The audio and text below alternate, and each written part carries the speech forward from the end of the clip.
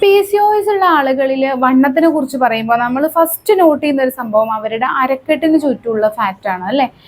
അമിതമായിട്ട് അടിവയറ് തൂങ്ങി നിൽക്കുക, അരക്കെട്ടിന് ചുറ്റും ഭയങ്കരമായിട്ട് ഫാറ്റ് ഡെപ്പോസിഷൻ വരിക എന്നുള്ളത്. അപ്പോൾ ഈ ഒരു കാര്യം കുറക്കാനായിട്ട് നമുക്ക് കൂടുതൽ ശ്രദ്ധിക്കേണ്ട കുറച്ച് കാര്യങ്ങൾ ഞാൻ പറഞ്ഞുതരാം. ആദ്യമായിട്ട് ഇൻസുലിൻ റെസിസ്റ്റൻസ് കൂടുമ്പോൾ അതിൻ്റെ ഭാഗമായിട്ട് ആൻഡ്രോജൻ്റെ ഉൽപ്പാദനം കൂടുകയും അത് കൂടുതലായിട്ട് ഫാറ്റ് നമ്മളുടെ ശരീരത്തിൽ എസ്പെഷ്യലി അരക്കെട്ടിൻ്റെ ചുറ്റും ഡെപ്പോസിറ്റ് ചെയ്യാൻ കാരണമാകുന്നുണ്ട്. അതുകൊണ്ട് ഇൻസുലിൻ സെൻസിറ്റിവിറ്റിക്ക് വേണ്ടിയിട്ടുള്ള കാര്യങ്ങൾ നമുക്ക് ശീലമാക്കാം.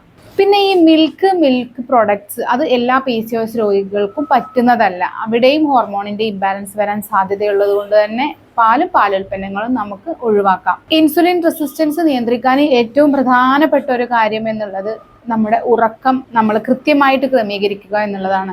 ഏറ്റവും ചുരുങ്ങിയത് 8 മണിക്കൂറെങ്കിലും നമ്മൾ കൃത്യമായിട്ട് നല്ല ഡെപ്തിലുള്ള ഒരു ഉറക്കം നമുക്ക് കിട്ടുന്നുണ്ട് എന്ന് നമ്മൾ ഉറപ്പുവരുത്തുക.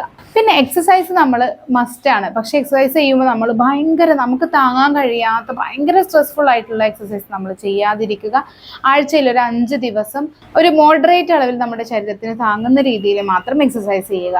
പിന്നെ നമ്മളുടെ സ്ട്രെസ് കുറക്കുക എന്നുള്ളത് ഏറ്റവും പ്രധാനപ്പെട്ട ഒന്നാണ്. അതായത് ഭയങ്കര സ്ട്രെസ്ഫുൾ ആയ ആളുകളാണ് എന്നുണ്ടെങ്കിൽ, അല്ലെങ്കിൽ ഈ ഹോർമോണിൻ്റെ ഇംബാലൻസ് കൊണ്ടൊക്കെ വരുന്ന സ്ട്രെസ് ഉള്ള ആളുകൾ യോഗ, മെഡിറ്റേഷൻ പോലുള്ള കാര്യങ്ങൾ പ്രാക്ടീസ് ചെയ്യുകയും അതിലൂടെ സ്ട്രെസ് മിനിമലൈസ് ചെയ്യാനായിട്ട് ശ്രദ്ധിക്കുകയും ചെയ്യുക. നമ്മളുടെ ശരീരത്തിൽ എന്തെങ്കിലും വൈറ്റമിൻസിൻ്റെയോ മിനറൽസിൻ്റെയോ ഒക്കെ ഡെഫിഷ്യൻസി അല്ലെങ്കിൽ കുറവുണ്ട് എന്നുണ്ടെങ്കിൽ അത് കൃത്യമായി ചെക്ക് ചെയ്ത് അത് കൂട്ടാനായിട്ടുള്ള ഭക്ഷണങ്ങളും സപ്ലിമെൻറ്റും എടുക്കാനായിട്ട് ശ്രദ്ധിക്കുക.